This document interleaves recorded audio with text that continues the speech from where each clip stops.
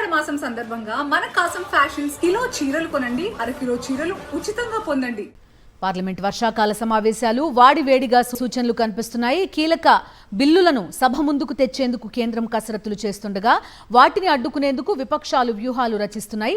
ఈ సమావేశాల్లో డీలిమిటేషన్, జమిలి ఎన్నికల బిల్లుతో పాటు 130వ రాజ్యాంగ సవరణ బిల్లు ప్రవేశపెట్టేందుకు మోదీ సర్కార్ కసరత్తు చేస్తోంది. తీవ్రమైన నేరాల్లో అరెస్టై 30 రోజులకు మించి జైల్లో ఉన్న ప్రధానులు, సీఎంలు, మంత్రులను పదవి నుంచి తొలగించడం ఈ బిల్లు ఉద్దేశం.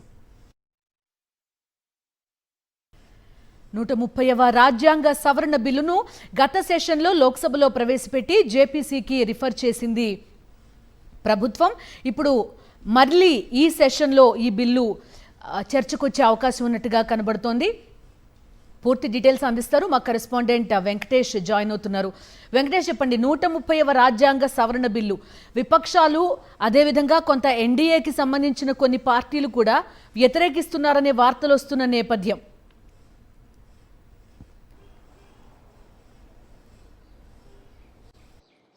ఈసారి జరగబోయేటువంటి పార్లమెంటు వర్షాకాల సమావేశాలు చరిత్రను లిఖించబోతున్నాయి. చాలా కీలకమైనటువంటి బిల్లులను కేంద్ర ప్రభుత్వం పార్లమెంటు ముందుకు తీసుకురాబోతుంది. అందులో ప్రధానంగా డీలిమిటేషన్ బిల్లును తీసుకురాబోతుంది. గత సమావేశాల్లో ఓడిపోయినటువంటి బిల్లును సవరించి కొత్త బిల్లును తయారు చేశారు. సో దానికి 131వ రాజ్యాంగ సవరణ బిల్లుగా నామకరణం చేశారు.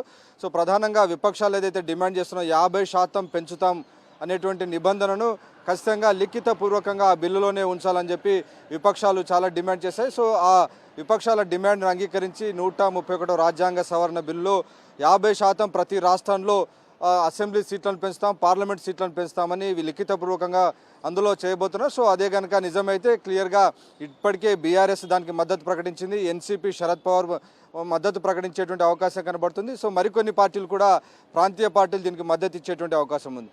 ఇక రెండవ ప్రధానమైనటువంటి వివాదాస్పద బిల్లు 130వ రాజ్యాంగ సవరణ బిల్లు.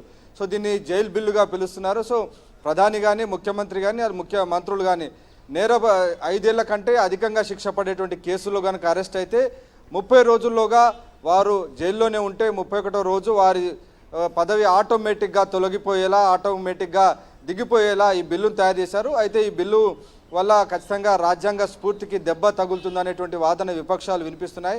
నేరం రుజువు కాకంటే ముందే శిక్ష వేయడం అనేది పూర్తిగా న్యాయానికి, చట్టాలకు ఖచ్చితంగా స్ఫూర్తికే ఉల్లంఘన అవుతుంది. కాబట్టి 130వ రాజ్యాంగ సవరణ బిల్లును అనేక పార్టీలు కూడా వ్యతిరేకించేటువంటి అవకాశం మనకు కనబడుతుంది. అయితే ఈ బిల్లును ప్రధానంగా అధికారంలో ఉన్నటువంటి పార్టీలు దుర్వినియోగం చేసే అవకాశం ఉందనేటువంటి వాదన వినిపిస్తుంది. ఇప్పటికే సిబిఐ, ఈడీ, ఇన్కమ్ ట్యాక్స్లను ఉపయోగించుకొని కేంద్రంలో ఉన్నటువంటి ప్రభుత్వాలు ప్రాంతీయ పార్టీలపైన, వారిపైన కక్ష సాధింపు చర్యలకు పాల్పడుతున్నటువంటి నేపథ్యంలో ఇది కనుక అమల్లోకి వస్తే ఖచ్చితంగా ముఖ్యమంత్రులు, మంత్రులపైన కేంద్ర ప్రభుత్వం పెత్తనం చేసేటువంటి అవకాశం ఉంది. ఎప్పటికా వాటి ప్రభుత్వాలను కూలదోసేటువంటి అవకాశం ఉంది, దుర్వినియోగం చేసే అవకాశం ఉంది అనేటువంటి వాదన వినిపిస్తుంది. సో ఆ నేపథ్యంలో ఈ బిల్లు పాస్ అవుతుందా లేదా అనేది మాత్రం కొంత అనుమానంగానే కనబడుతుంది. సో దీనికి సంబంధించి ఎలాంటి డిబేట్ జరుగుతుందనేది మనం వేచి చూడాల్సింది. కానీ 130th సవరణ బిల్లుకు సంబంధించి వెంకటేష్ ఖచ్చితంగా పాస్ అయ్యేటువంటి అవకాశం కనబడుతుంది. ఈ బిల్లుకు సంబంధించి జేపీసీ రికమెండేషన్స్ కొంతవరకు మార్చినట్టుగా కూడా చెప్తున్నారు. ఎంతవరకు వాస్తవం?